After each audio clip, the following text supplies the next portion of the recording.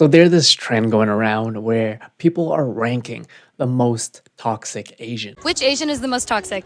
Vietnamese man. Vietnamese. Make the top T, Vietnamese guys. What is it about Vietnamese guys? Vietnamese. But behind every joke, I think there is some sense of truth behind it. And before you get your panties all up in a notch, whoa, whoa, whoa, you are self-hating Asian, I am proud to have Vietnamese blood in me. But the more I dive into this, the more I'm actually able to pick apart exactly why I think Vietnamese are known to be the most toxic, especially with all these Gen Z material people being like, Vietnamese is the most toxic, man. I'm like, okay, let's dive deep. So if you know nothing about Vietnam, there was something called the Vietnam War from 1955, and they didn't gain independence until 1975. So if you had parents, relatives within this period, it was full known for war, tragedy. It didn't matter what side you were on. War, what is it good for? A lot of trauma. We used to have a very hot temper. I have a hot temper. My mom's temper back then was indescribable. A lot of things where us youngins, whether you are 30, 20, or even in your teens, will never, knock on wood, experience what war is like. This comes from a very survival instinct and mindset, where you hear a lot of horrific stories, whether it's from your parents' parents, and if you're of Vietnamese descent, chances are you had a relative or your own mom and dad go exactly through this experience. Having to live on a boat to create and find a new life because they themselves did not want to be a part of war, one can only imagine what one has to go through. Poverty, lack of education. You take that and you have a lot of migrants from Vietnam going to other parts of the world. And when you don't have education, you don't have an understanding, and your whole focus is just to survive. So when you have kids in wherever that is, Canada, America, Australia, and the UK, most Asian parents don't realize that, hey, I'm gonna have a kid and they're gonna be Vietnamese. They're going to be Vietnamese American, Vietnamese Canadian. So you grow up within the system of a Western philosophy where instantly there is already going to be conflict, because within Asian households, there is much of a term called filial piety. So stupid. You're so stupid. Stupid. Stupid. Why you so stupid? Within Vietnamese households, the older you are, the instant respect that you get.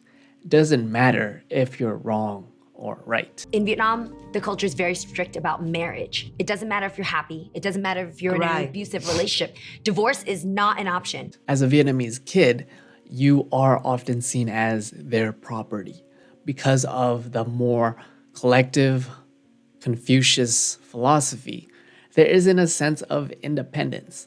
What you do affects me. Don't like it here? Go join their family. You need to finish your food. There is hungry children in Africa. Instead of the good old comparison of when you're 18 years old, you go out and you become your own person in America, you're not so much like that in Asian countries. Conflict resolution is no such thing. I'm gonna try to make it better. You're gonna be like why? The very person you don't like who's alone right now. Chances are you get in a fight, you get punished as a kid, and the next day your parents are like, hey, are you hungry? Just like nothing has ever happened. But as a kid, you grow up with these emotions and you want to express yourself. But the chances are you realize that you were punished to ever express who you are and what you want to say. So you grow up really becoming submissive, not being able to express your feelings, and you just become two-faced. Like a 14 years old.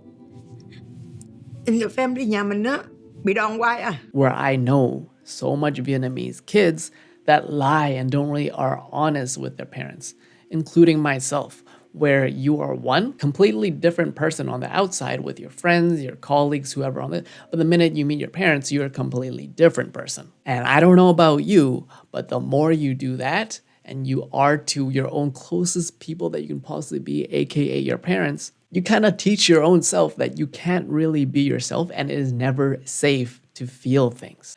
This generational guilt where my parents sacrifice so much that I cannot do things that make me happy. I need to pay them back because of filial piety. I need to take care of the family, especially if you're the oldest within your family. You will feel this to the utmost highest pinnacle where you are the caretaker because your parents struggled, most likely are poor, maybe middle class, and now it is up to you to try to fend for yourself. No one really taught you the ropes of what it's like to survive and live in a Western world. So you are out here trying to figure out things for yourself. Probably you are the first one in your family, if you're like me, to speak somewhat fluent English. So you think differently. The way that you behave and you respond is very different to that of your own parents. So growing up as a first gen, there's already that conflict. There's always that sort of friction. You topple that off with poverty, lack of conflict resolution, and more importantly, a lack of talk in Vietnamese households of mental health. For all my Vietnamese people out there, tell me if I'm wrong, but there's no such thing as mental health in Vietnam. I was feeling a little bit depressed in school, and so my mom sat me down and she was like, "Bố nghỉ, đi học đi." I'm fine. There's no such thing as feelings. Thank you for taking care of me when I was young. Dad, I love you. Okay. Thank you. Because even to your own parents, you cannot show these feelings because they are deemed as weakness. They are deemed as, my parents have sacrificed so much, I do not want to burden them. I do not want to overwhelm them with a sense of weakness. So you grow up your entire life with these core beliefs that you can't feel what you feel.